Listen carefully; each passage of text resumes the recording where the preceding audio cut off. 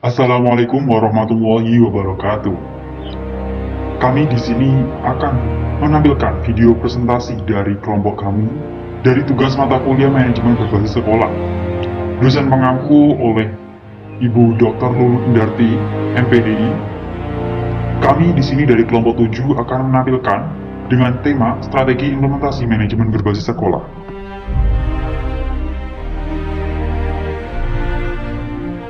Presentasi kelompok 7 dengan tema strategi implementasi manajemen berbasis sekolah beranggotakan Perkenalkan, nama saya Dinda Skardewi, absen 15 dengan NIM 12207193016.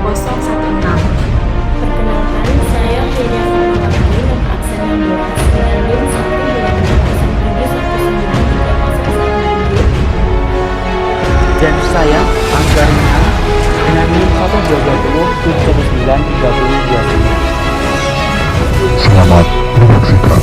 Baiklah, yang pertama-tama di sini saya akan menjelaskan mengenai pengertian dari strategi implementasi manajemen berbasis sekolah. Di sini saya akan membedah satu persatu mengenai apa itu pengertian dari strategi, pengertian dari implementasi, dan pengertian dari manajemen berbasis sekolah. Pertama-tama di sini saya akan menjelaskan mengenai strategi terlebih dahulu. Nah, kata strategi berasal dari kata strategos dalam bahasa Yunani yang merupakan gabungan dari kata stratos atau tentara dan ego atau pemimpin.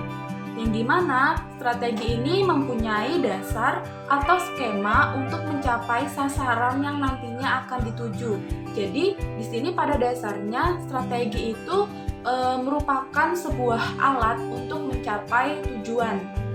Jadi strategi yang dimaksud ini sebagai suatu seni menggunakan kecakapan serta sumber daya dari suatu organisasi dalam mencapai suatu tujuan yang akan dituju nantinya melalui hubungan yang efektif dengan lingkungan dalam kondisi yang paling menguntungkan. Terdapat pula pendapat para ahli mengenai pengertian dari strategi. Misalnya saja menurut Jauh dan Globe. Beliau mengatakan bahwa strategi ini merupakan rencana yang disatukan secara menyeluruh dan terpadu yang dimana mengkaitkan keunggulan suatu perusahaan dengan tantangan lingkungan, dan strategi ini dirancang untuk memastikan bahwa tujuan utama perusahaan itu akan dapat dicapai melalui pelaksanaan yang tepat oleh perusahaan. Nah, selain itu juga strategi dipahami bukan hanya dengan berbagai cara untuk mencapai tujuan, melainkan mencakup pula penentuan berbagai tujuan itu sendiri. Selaras dengan itu, Stephanie Kamarus mengatakan bahwa strategi ialah suatu proses penentuan rencana para pemimpin puncak yang terfokus pada tujuan jangka panjang dari suatu organisasi, yang dimana itu disertai dengan penyusunan suatu cara atau upaya untuk bagaimana agar tujuan tersebut nantinya akan dapat dicapai. Berikutnya, melalui Quinn, beliau mengatakan bahwa strategi ialah suatu bentuk atau rencana mengintegrasikan tujuan-tujuan utama, kebijakan-kebijakan, dan rangkaian tindakan dalam suatu organisasi hingga nantinya menjadi satu kesatuan yang utuh.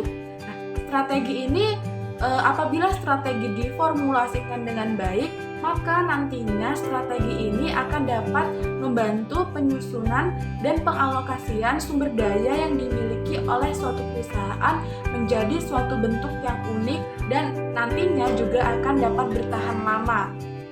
Jadi, apabila strategi itu disusun dengan baik berdasarkan kemampuan dan internal kelemahan perusahaan, serta nantinya strategi itu juga diharapkan dapat membuat perubahan dalam lingkungan.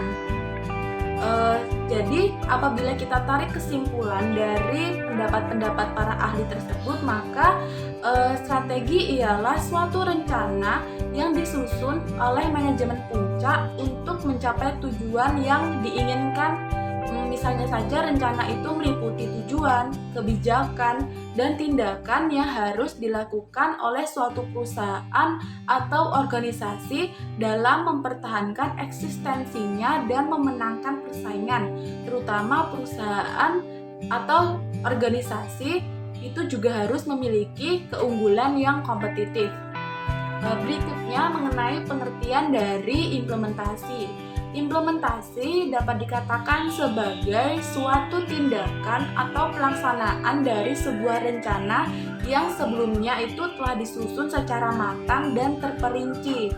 Nah, implementasi itu juga biasanya dilakukan setelah terjadinya perencanaan yang dimana perencanaan itu sudah dianggap sempurna.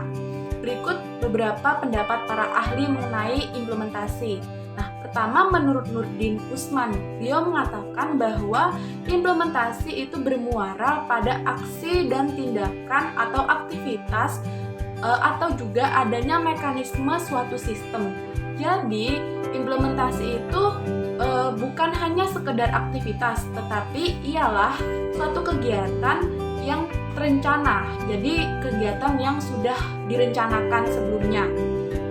Kemudian juga Purwanto dan Sulistyatuti mengatakan bahwa implementasi itu intinya adalah kegiatan untuk mendistribusikan keluaran kebijakan yang dilakukan oleh para implementer kepada kelompok sasaran sebagai upaya untuk mewujudkan suatu kebijakan. Jadi, apabila kita tarik kesimpulan dari pengertian implementasi tersebut, maka dapat kita simpulkan bahwa implementasi ialah suatu kegiatan yang telah terencana. Jadi, bukan hanya suatu aktivitas dan dilakukan secara sungguh-sungguh, namun berdasarkan acuan atau norma-norma untuk mencapai tujuan kegiatan. Berikutnya, mengenai pengertian dari manajemen berbasis sekolah atau biasa kita singkat dengan MBS. Menurut para ahli, misalnya saja menurut Herawan, ia mengatakan bahwa MBS atau manajemen berbasis sekolah itu ialah sebuah model yang memberikan kewenangan kepada kepala sekolah atau kepada pemimpin untuk mengambil keputusan secara bersama dengan seluruh warga sekolahnya dalam upaya atau untuk mengupayakan peningkatan terhadap mutu pendidikan. Sedangkan Fatah mengatakan atau menjelaskan bahwa manajemen berbasis sekolah itu merupakan wujud dari adanya sebuah reformasi dari pendidikan yang dimana melalui manajemen berbasis sekolah ini itu diharapkan nantinya akan adanya perubahan kondisi pendidikan menjadi lebih baik lagi dari sebelumnya dengan memberikan otoriter kepada kepala sekolah untuk mengatur dirinya sendiri atau dalam lingkup ini sekolah ya. Jadi dapat disimpulkan bahwa dengan adanya manajemen berbasis sekolah ini diharapkan nantinya sekolah dapat merespon dengan cepat dan tepat terhadap perubahan yang akan terjadi pada lingkungannya. Jadi apabila kita tarik kesimpulan dari manajemen berbasis sekolah, maka didapatkan pengertian bahwa manajemen berbasis sekolah ialah suatu proses yang berupaya atau berusaha untuk mendayagunakan seluruh komponen-komponen sumber daya yang ada dengan cara memberikan kewenangan kepada kepala sekolah atau pemimpin sekolah untuk mengatur dan mengurus rumah tangganya sendiri dalam artian sekolah ini sehingga nantinya itu sekolah dapat berkembang dengan baik sesuai dengan situasi atau kondisi lingkungannya yang nantinya dapat mencapai tujuan yang diharapkan. Jadi dari 3 kata tersebut, maksudnya dari kata strategi, implementasi, dan manajemen berbasis sekolah, dapat kita tarik kesimpulan bahwa strategi implementasi manajemen berbasis sekolah ini ialah memilih alternatif strategi yang terbaik bagi organisasi sekolah dalam dalam segala hal, yang dimana itu untuk nantinya dapat mendukung gerak usaha organisasi sekolah, dan organisasi sekolah itu harus melaksanakan strategi manajemen berbasis sekolah secara terus-menerus atau berulang-ulang, dan harus fleksibel sesuai dengan tuntutan kondisi di lapangan atau sesuai dengan keadaan lingkungan yang dialami. Jadi dengan begitu maka akan mengarah ke perbaikan kualitas pendidikan di sekolah. Berikutnya saya akan menjelaskan mengenai langkah-langkah dalam menyusun strategi.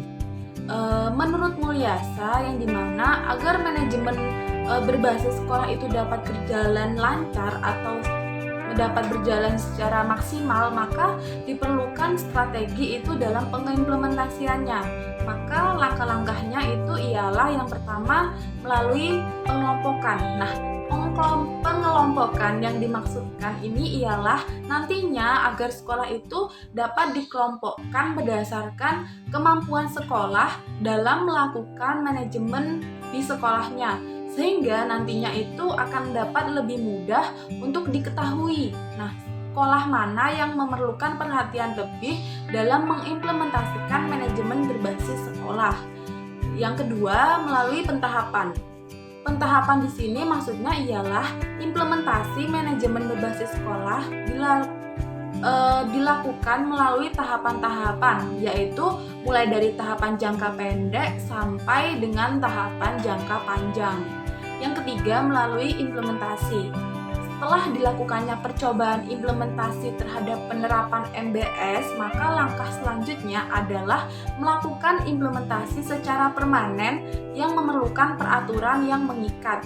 Jadi, dari uraian tersebut, dari tiga langkah-langkah tersebut, maka dapat ditarik kesimpulan bahwa implementasi manajemen berbasis sekolah ini pada intinya ialah memilih alternatif yang terbaik bagi sekolah dalam mengembangkan sekolahnya. Nah, manajemen berbasis sekolah harus dilakukan secara terus-menerus hingga nantinya akan menghasilkan sebuah peningkatan terhadap pendidikan. Selanjutnya, di sini saya akan menjelaskan mengenai faktor pendukung dan penghambat implementasi manajemen berbasis sekolah. Pertama-tama di sini saya akan menjelaskan mengenai faktor pendukungnya terlebih dahulu. Sebelumnya begini, suatu program itu tidak akan bisa berjalan secara maksimal tanpa adanya faktor pendukung. Nah, entah itu faktor pendukung yang berada di lingkup internal maupun eksternal. Jadi begini, dalam implementasi manajemen berbasis sekolah secara luas dan mendasar yang amat sangat diperlukan ialah dukungan. Nah, entah itu dukungan politik, sekedar politik will maupun dalam bentuk peraturan dan perundang-undangan secara formal, lalu dukungan finansial, lalu ada dukungan sumber daya manusia beserta pemikirannya, serta dukungan sarana dan prasarana juga turut menjadi faktor pendukung yang amat sangat penting. Nah, selain beberapa faktor tersebut, juga terdapat faktor lain seperti tuntutan kehidupan yang demokratis cukup besar dari masyarakat dalam era reformasi, lalu ada penerapan Undang-Undang Nomor 2 Tahun 1999 tentang pemerintah daerah, yang dimana mereka menekankan pada otonomi pemerintah pada tingkat kabupaten atau kota. Lalu juga ada komite sekolah, yang dimana komite sekolah ini itu berfungsi untuk membantu pelaksanaan program jaring pengaman sosial atau JPS pendidikan di berbagai sekolah. Lalu juga adanya keinginan pemerintah yang ingin meningkatkan partisipasi masyarakat terhadap pendidikan dengan meningkatkan tugas, fungsi, serta peran Badan Pembantu Penyelenggara Pendidikan atau BP3. Maka dari itu, selain yang saya sebutkan di atas juga, faktor pendukung yang lain ialah seperti pelaksanaan otonomi sekolah, yang dimana itu didukung oleh manajemen sekolah, terus juga kepemimpinan kepala sekolah, penyedia sumber-sumber yang cukup, entah itu dari segi manusianya maupun dananya, lalu juga lingkungan sekolah yang kondusif serta partisipasi dari masyarakat. Berikutnya, yang kedua mengenai faktor penghambat implementasi manajemen berbasis sekolah. Begini, dalam sebuah buku, laporan UNESCO 2000 menyebutkan bahwa kegagalan manajemen berbasis sekolah yang terjadi di berbagai negara ini itu bisa disebabkan karena tekanan kebijakan itu lebih banyak kepada perubahan secara struktural daripada perubahan organik. Nah, hal ini diinterpretasikan bahwa pemberian kewenangan yang luas kepada kepala sekolah itu tidaklah cukup untuk melaksanakan manajemen berbasis sekolah tanpa adanya kesiapan dalam mengelolanya. Jadi perubahan organik ini tidak-tidaknya itu harus menyangkut pelatihan tenaga kependidikan dan juga kesiapan warga sekolah dalam berpartisipasi. Kemudian juga sumber kegagalan lainnya itu seperti kurangnya keterampilan dalam mengambil keputusan, lalu sering terjadinya miskomunikasi, lalu ada rasa kurang saling percaya di antara stakeholder. Nah, di samping itu juga terdapat berbagai faktor kegagalan lain, misalnya seperti peraturan atau kebijakan pemerintah yang kurang mendukung serta pembatasan kewenangan dan pengambilan keputusan.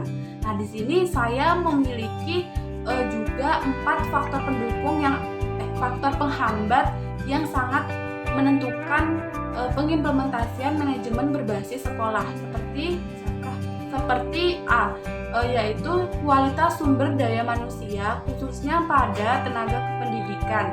Lalu ada hambatan birokrasi sehingga membuat manajemen sekolah itu masih kurang efektif. Dan yang ketiga mengenai keterbatasan sumber belajar dari media pembelajaran. Dan yang keempat itu mengenai pemahaman terhadap isi kebijakan yang tidak benar.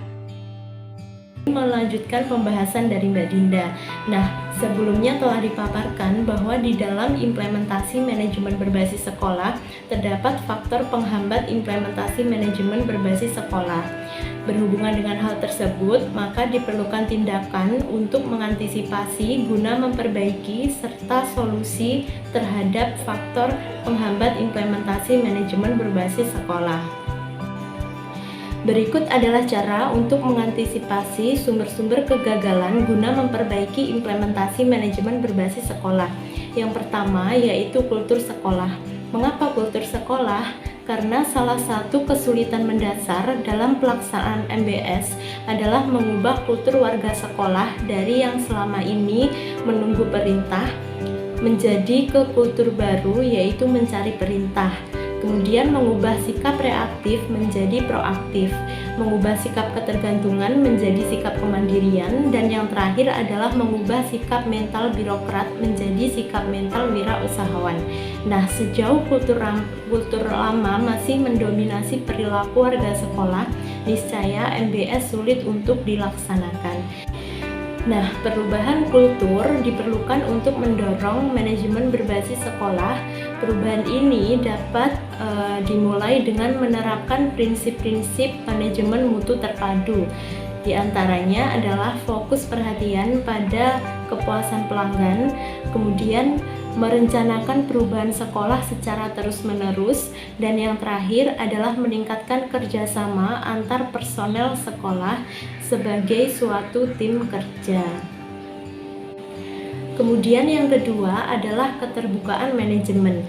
Nah, tantangan berat lainnya dalam melaksanakan MBS adalah transparansi atau keterbukaan manajemen.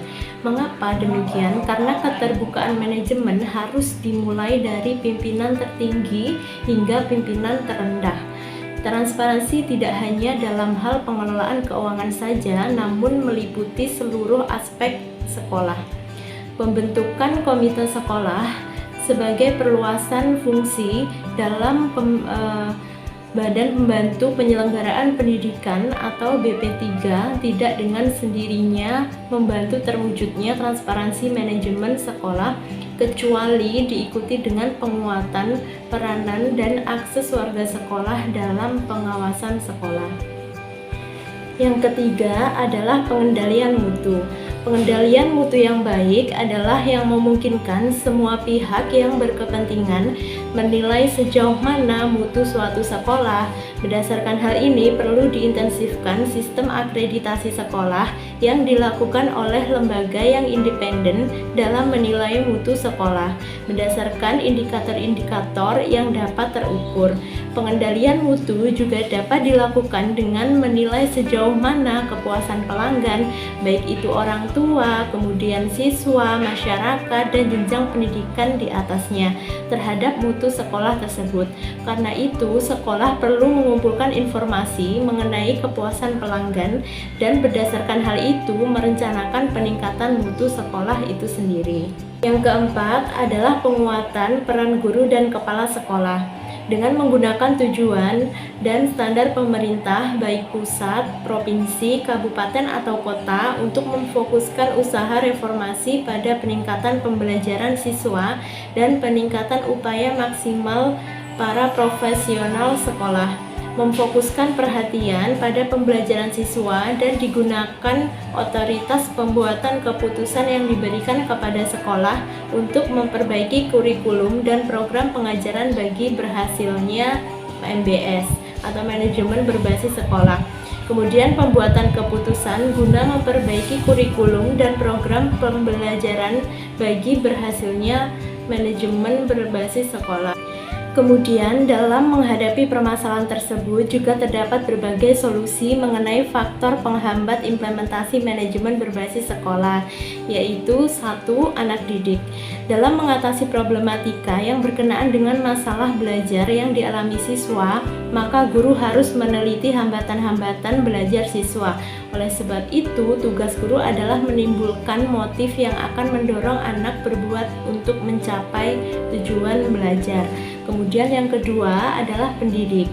Seorang manajer sekolah, dalam hal ini kepala sekolah, haruslah tanggap dengan kondisi dan kemampuan tenaga pengajar yang ada di sekolahnya, baik itu dalam hal skill maupun perekonomiannya.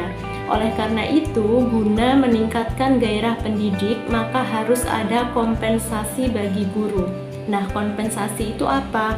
Kompensasi adalah balas jasa yang diberikan organisasi kepada pegawai yang dapat dinilai dengan uang dan mempunyai kecenderungan diberikan secara tetap. Pemberian kompensasi selain dalam bentuk gaji dapat juga berupa tunjangan fasilitas perumahan, kemudian kendaraan, dan lain sebagainya.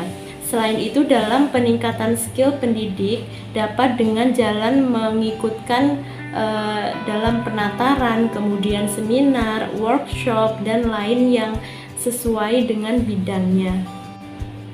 Yang ketiga adalah dana dan sarana prasarana.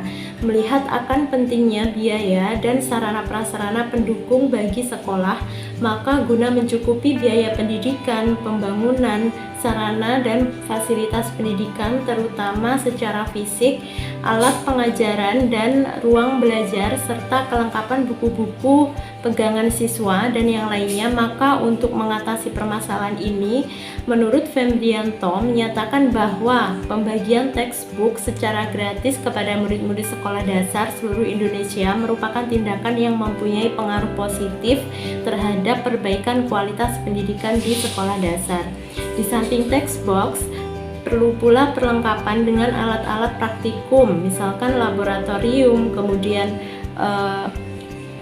mobiler, dan perbaikan gedung sekolah. Selain itu, sebagai alternatif lain yang bisa dilakukan oleh lembaga pendidikan adalah dengan meningkatkan hubungan dan kerjasama dengan masyarakat, yaitu dengan membentuk donatur-donatur tetap. Kemudian yang keempat atau yang terakhir adalah partisipasi masyarakat. Sebagaimana diketahui, peranan masyarakat dalam pengelolaan dan juga perkembangan lembaga pendidikan sangatlah berpengaruh akan keberhasilan penerapan manajemen berbasis sekolah. Oleh karena itu, peran masyarakat dalam ikut serta mendukung dan berpartisipasi aktif serta ikut memikirkan dan mengembangkan sekolah sangat perlu ditingkatkan, baik itu dari sisi moral maupun material. Selanjutnya kita akan membahas mengenai tahapan-tahapan implementasi manajemen berbasis sekolah. Nah, implementasi MBS berorientasi pada pelayanan publik yang dilakukan dengan melalui beberapa tahapan yang saling berkaitan. Di antaranya adalah 1. Tahap sosialisasi, yaitu merupakan tahap yang sangat diperlukan untuk memberikan informasi secara luas kepada masyarakat dan lembaga pendidikan agar dapat memahami dan ikut serta dalam pelaksanaannya.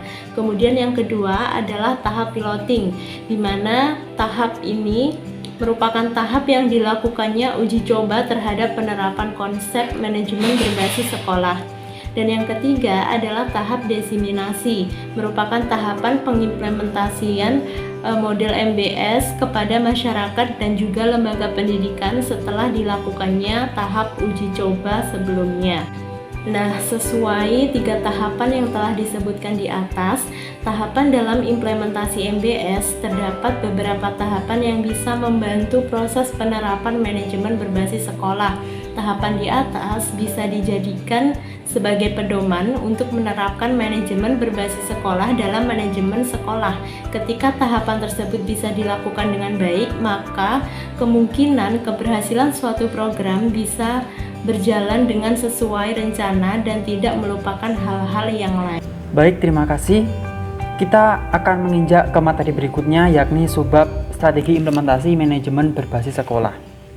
Nah, nomor pertama, apa sih strategi yang perlu dilakukan untuk sekolahan sehingga dapat menerapkan manajemen berbasis sekolah dengan baik? Yang nomor 1 yakni sekolah harus memiliki otonomi. Nah, otonomi itu di mana saja? Nah, otonomi itu dalam hal kekuasaan, dan kewenangan, pengembangan pengetahuan dan keterampilan secara berkesinambungan, akses informasi ke segala bagian, dan pemberian penghargaan kepada setiap pihak yang berhasil. Jadi kewenangan dari otonomi itu kekuasaan dan lain-lain tadi, dan juga penghargaan kepada setiap orang atau anggota yang telah berhasil menerapkan atau menjalankan suatu program, sehingga nantinya otonomi di sini bisa dikelola dengan baik oleh sekolahan. Kemudian selanjutnya yang nomor 2, yakni mengenai peran serta orang tua dan masyarakat secara aktif. Nah, aktif di sini bisa salah satunya dengan dalam hal pembiayaan dan juga proses pengambilan keputusan terhadap kurikulum dan institusional serta non-institusional. Nah, di sini peran orang tua itu salah satunya telah diwadahi oleh Dewan Sekolahan. Nah, yang namanya adalah Komite Sekolahan. Nah, di situ masyarakat dan orang tua itu akan berperan aktif untuk memberikan masukan dan juga memberikan saran kepada lembaga sekolahan apa sih yang masih dirasa kurang, sehingga untuk meningkatkan mutu dan juga bagaimana mengimplementasikan manajemen berbasis sekolah dengan baik dalam suatu lembaga pendidikan tersebut. Kemudian yang ketiga yakni kepemimpinan sekolah yang kuat. Nah, kepemimpinan itu pasti diperlukan oleh setiap sekolahan. Jadi kepemimpinan itu di sini mampu menggerakkan dan mendayagunakan setiap sumber daya sekolah secara efektif. Jadi mampu menggerakkan apa saja yang harus dikelola oleh kepemimpinan atau kepala sekolah sehingga dapat menerapkan manajemen berbasis sekolah dengan baik. Seperti itu. Kemudian lanjut ke nomor 4, yakni proses pengambilan keputusan yang demokratis. Kita tahu bahwasanya demokratis itu adalah pengambilan keputusan atau dalam istilah pemerintah dari rakyat, maksudnya demokrasi itu adalah dari rakyat, untuk rakyat, dan oleh rakyat. Maka dari itu yang nomor 4 ini adalah proses pengambilan keputusan yang demokratis. Nah, dalam pengambilan keputusan, kepala sekolah itu harus mengembangkan iklim demokratis dan memperhatikan aspirasi dari bawahan. Dari apa saja yang kekurangan dari bawahan atau masalah yang ada di bawahan segera diproses dan juga diambil keputusan secara tepat, sehingga nantinya penerapan dari MBS bisa sesuai dengan harapan yang terjadi permasalahan dari bawah dan memperhatikan aspirasi dari entah itu pemerintah atau lembaga-lembaga terkait dan juga dari masyarakat. Kemudian selanjutnya yang nomor 5, semua pihak harus memahami peran dan tanggung jawabnya. Nah, yang dinamakan peran dan tanggung jawab itu adalah sesuatu yang harus kita lakukan. Yang namanya peran dan tanggung jawab. Contohnya kan ketika kita dalam suatu sekolahan, pastinya kita memiliki peran dan tanggung jawabnya. Guru. Nah, guru ini berperan apa? Guru berperan sebagai untuk mengajar siswa. Tanggung jawabnya adalah memberikan materi kepada siswa dan memberikan ilmunya kepada siswa. Nah, itu. Jadi untuk bisa memahami peran dan tanggung jawabnya, masing-masing itu harus ada sosialisasi terhadap konsep manajemen berbasis sekolah itu sendiri. sehingga apa saja yang perlu kita inovasi dan apa saja yang kita terapkan untuk proses manajemen berbasis sekolah secara baik. Nah, kemudian menginjak ke nomor 6, adanya guidelines. Nah, dari Departemen Pendidikan terkait sehingga mampu mendorong proses pendidikan di sekolah secara efisien dan efektif. Jadi guidelines itu jangan sampai berubah berupa peraturan-peraturan yang mengekang dan membelenggu sekolah, tapi adanya guidelines itu akan mendorong proses pendidikan di sekolah itu secara efektif dan efisien dengan memberikan peraturan-peraturan yang sesuai dengan lingkungan atau daerah sekolah tersebut dan juga dari Departemen Pendidikan terkait. Jadi karena yang namanya strategi implementasi itu pasti berbeda-beda sekali dalam satu lembaga pendidikan, antara lembaga pendidikan dan juga suatu instansi itu pasti berbeda. Maka dari itu adanya guidelines itu Departemen Pendidikan itu mendorong proses pendidikan itu secara efektif dan efisien, bagaimana memberikan dampingan dan lain-lain. Selanjutnya nomor 7, yakni sekolah harus memiliki transparansi dan akuntabilitas. Nah, sekolah itu harus dijalankan secara transparan, demokratis dan terbuka terhadap segala bidang yang dijadikan dan pada setiap pihak terkait. Kita tahu bahwasanya transparan itu adalah terbuka dan juga terkait keputusan-keputusan dan kebijakan itu diketahui oleh pada elemen sekolahan dan juga masyarakat. Jadi transparan, tidak ada yang ditutup-tutupi. Kemudian demokratis sudah dibahas di awal tadi bahwasanya kita bisa menampung aspirasi dari masyarakat dan juga guru sehingga bisa kita lakukan untuk evaluasi dalam menentukan kebijakan selanjutnya. Nah, terbuka juga itu hampir sama dengan transparan. Jadi transparan, demokratis, terbuka dalam segala bidang. Harus memiliki itu agar bisa menerapkan dan membuat strategi yang tepat dalam manajemen berbasis sekolah. Kemudian nomor 8, yakni penerapan manajemen berbasis sekolah harus diarahkan untuk pencapaian kinerja sekolah. Nah, lebih khusus lagi adalah meningkatkan pencapaian belajar siswa. Itu perlu dikemukakan lagi bahwa manajemen berbasis sekolah itu tidak bisa langsung meningkatkan kinerja belajar siswa, namun berpotensi untuk meningkatkan pencapaian belajar siswa. Seperti itu. Kemudian nomor 9, yakni implementasi diawali dengan sosialisasi dari konsep manajemen berbasis sekolah. Jadi identifikasi peran masing-masing, pembangunan kelembagaan, mengadakan pelatihan-pelatihan terhadap peran barunya, implementasi pada proses pembelajaran. Jadi evaluasi atas pelaksanaan dari lapangan dan dilakukan perbaikan-perbaikan. Jadi implementasi itu diawali dengan sosialisasi dan juga konsep manajemen berbasis sekolah yang baik. Seperti yang telah dijelaskan di awal tadi bahwasanya tahap-tahap implementasi itu seperti apa sudah dijelaskan tadi. Jadi harus ada tahapannya mulai dari sosialisasi dan juga evaluasi sehingga akan terjadi suatu strategi dan kebijakan yang terus diperbaharui. Jadi strategi dan implementasi manajemen berbasis sekolah itu akan selalu terupdate gitu setiap inovasi yang ada dalam suatu sekolah. Baik, untuk selanjutnya kita akan bahas subbab selanjutnya terkait implementasi manajemen berbasis sekolah. Nah, implementasi itu apa? Nah, implementasi adalah penerapan manajemen berbasis sekolah. Implementasi manajemen berbasis sekolah itu yang pertama ada di bidang manajemen kurikulum. Nah, manajemen kurikulum yang mana? Nah, manajemen kurikulum itu perencanaan dan pengembangan kurikulum. Nah, kurikulum nasional pada umumnya telah dilakukan oleh Departemen Pendidikan Nasional dan pada tingkat pusat. Jadi karena itu sekolah juga bertugas dan berwenang untuk mengembangkan kurikulum muatan lokal sesuai dengan kebutuhan masyarakat dan lingkungan setempat. Nah, di sini ada beberapa perbedaan, yakni perencanaan yang dilakukan di Departemen Pendidikan Nasional, kita juga mengacu di situ dan juga sekolah bisa bertugas dan berwenang untuk mengembangkan kurikulum sesuai dengan muatan lokal, kebutuhan masyarakat dan lingkungan setempat. Apa yang harus diinovasi seperti itu. Yang kedua, implementasi manajemen berbasis sekolah juga ada di manajemen tenaga kependidikan. Nah, manajemen tenaga kependidikan itu meningkatkan produktivitas dan prestasi kerja dapat dilakukan dengan meningkatkan perilaku manusia di tempat kerja melalui aplikasi konsep dan teknik manajemen personalia modern.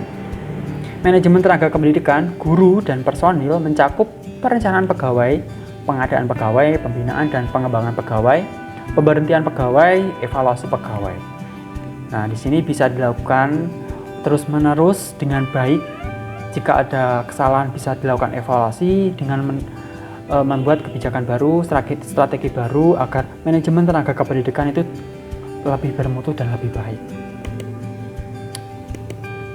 Yang ketiga yakni implementasi MBS ada di manajemen kesiswaan. Nah, manajemen kesiswaan itu merupakan penataan dan pengaturan terhadap kegiatan yang berkaitan dengan peserta didik, yakni mulai dari masuk sampai dengan keluar peserta didik tersebut dalam suatu sekolah. Jadi, dalam hal ini, para tenaga kependidikan sekolah seperti kepala sekolah dan guru masing-masing itu ikut terlibat dalam kegiatan manajemen kesiswaan pada lembaga mereka mengabdi. Jadi manajemen kesiswaan itu akan selalu bagaimana lembaga sekolahan bisa mengelola peserta didik dari mulai awal masuk hingga mereka keluar. Nah, yang keempat, MBS diterapkan di manajemen pendanaan dan keuangan. Bahwasanya diartikan sebagai aktivitas berhubungan dengan perolehan, pendanaan, dan pengelolaan aktivitas dengan beberapa tujuan penyeluruh. Semakin kuat dukungan finansialnya, maka kemungkinan terciptanya kemandirian sekolah akan semakin besar. Nah, di sini semakin kuatnya finansial itu bisa dari kebijakan strategi sekolahnya untuk menciptakan strategi yang tepat agar bisa memperoleh pendanaan yang kuat dan juga pengelolaan pendanaan yang efektif dan efisien sehingga dapat manajemen pendanaan itu bisa terkelola dengan baik. Dan selanjutnya, yang kelima, MBS diimplementasikan dalam manajemen sarana dan prasarana. Nah, manajemen sarana dan prasarana pendidikan itu bertugas mengatur dan menjaga sarana dan prasarana pendidikan agar dapat memberikan kontribusi secara optimal dan berarti pada jalannya proses pendidikan. Jadi kegiatan pengelolaan ini mencakup kegiatan perencanaan, pengadaan, pengawasan, penyimpanan, inventaris, dan penghapusan serta penataan. Nah, di sini manajemen sarana prasarana bisa dilakukan oleh sekolahan dengan menerapkan strategi-strategi implementasi yang tepat. Kemudian selanjutnya yang nomor 6 yakni manajemen hubungan sekolah dengan masyarakat. Nah, di sini suatu pengelolaan yang mana bertujuan untuk meningkatkan keterlibatan, kepedulian, kepemilikan, dan dukungan dari masyarakat, terutama dukungan moral dan finansial. Manajemen hubungan sekolah dengan masyarakat ini telah saya jelaskan di awal tadi bahwasanya manajemen hubungan sekolah dengan masyarakat ini telah diwadahi oleh Dewan Sekolah dengan adanya komite sekolah sehingga mampu mendukung moral dan finansial dari sekolahan, dari orang tua dan masyarakat sekitar, sehingga pengelolaannya dapat dilakukan dengan baik dengan evaluasi dari masyarakat dan evaluasi bersama sehingga dapat mengambilkan keputusan yang terbaik.